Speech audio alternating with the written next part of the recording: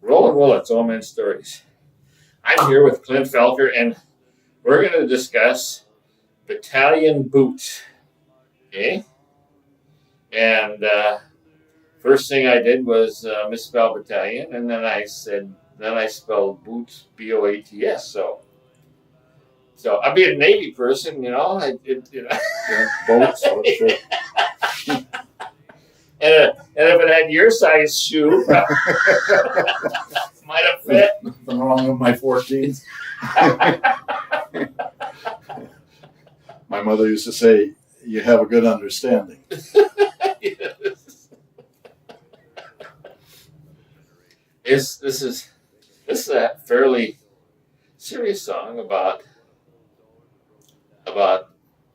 the gift that the gentleman in service that gave their life. Sacrificed, yes. It's a song that is near and dear to my heart. I was traveling a lot in the 60s, and I saw the way that the soldiers were treated when they came back from Vietnam. And it really shook me to the core. I know. And I knew there had to be a solution to this, and they're finally now getting some recognition for their sacrifice. A lot of the recognition they're getting is from the poison that was put on them in the form of Agent Orange. Yeah. And but now, at the time, I saw guys that should have been honored coming home and were actually afraid to set foot on their own country. I know. Because of the radicals that were there, the dissension for the war. I know. I was in my uniform and had to go through a whole crowd at Alameda Naval Air Station on the Enterprise to check out when I was discharged. And I was so upset that I did not join anything like the VFW or anything until I was 68. Yeah. I just waved my hand. A lot of guys, and it was really strange because even a lot of they weren't really welcomed even into the Legion or the vets clubs, at the time, because it wasn't called a war. A lot of the same stigma from the Korean conflict. I know. There was I had a brother that was in Korea, and of course he didn't have nearly the trauma that when he came home that the Vietnam's vets had. But nevertheless, they talk. A lot of them talk bad about the Korean veterans too. So. Yeah, mostly the ones that sat at home and the military that sat at home. In every war, only about 15% are actually in combat. There's 60 to 85% that sit at home. I mean, they do military stuff, but they aren't in the front lines. Yeah. And a lot of them are the bigots. The ones that were in the wars, they're forgiving of anything. The ones that participate, that's what I've noticed. But I haven't, you never know, because there's always someone that'll break one of my rules. All of a sudden I come up with. And that battalion song really, I wish someone was playing that when I walked through that crowd there in my uniform. Okay. And no one touched me. They all walked out of the way. But there was just a total irreverence there. And it's like I did not agree either. Okay, I mean, I was not in agreement with that. No, there was, But that doesn't matter. I made a choice. I made a choice that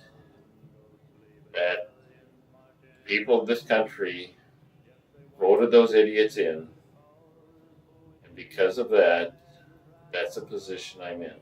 Okay, and you can tell I had opinions at the same time. Sure. But at the same time, I had an honor that had to be maintained. Okay? Exactly. And for those idiots to go after the common soldier, which I was a common Navy person. I was, we weren't. There was no choice on our part. Okay, and yeah, there was a choice. There was. There was a choice of being honorable to yourself or not. Yeah. Okay. So, and the battalion song was a phenomenal song. I loved it. Thank you. And when did you write it? I wrote it probably that song actually took me quite a while to write. I had the chorus probably in '66 or so, right? And I think I finished it up in probably about '69. It was after I met. You can tell by the usage of some of the words that I'm using in there, where it came from, like flower children and, right. Campus Clown and the Radicals. Right. I started out. I'd mentioned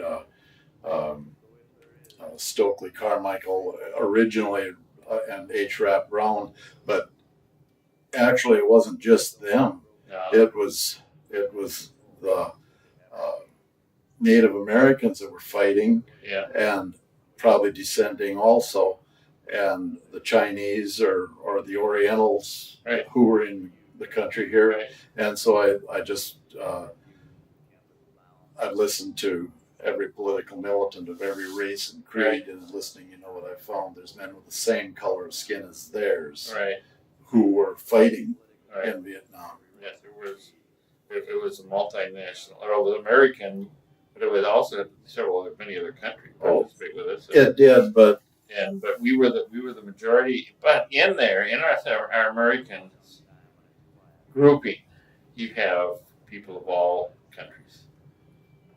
Absolutely, and they weren't. A lot of them, a majority, were not given the choice. No.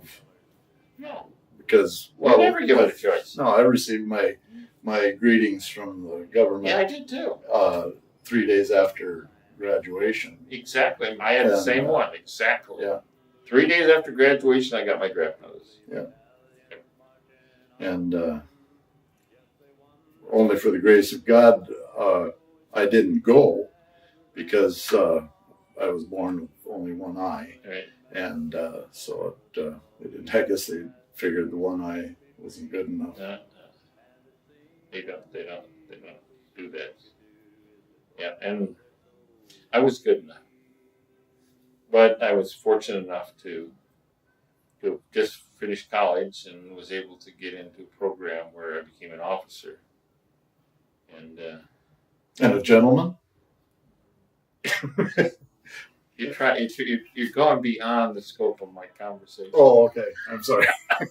I mean, you brought up that in a previous conversation. Yeah, that's right. That movie, yes, and supposedly I went right through that same thing that movie was in, and that was about the movie, and I went through the same grouping and went through the same thing, and in fact I trained fighters for the smoker.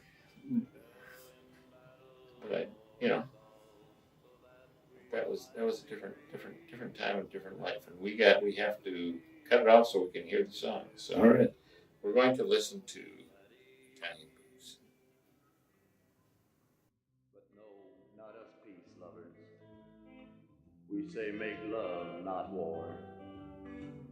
So if there is another generation, they can hide behind bolted doors.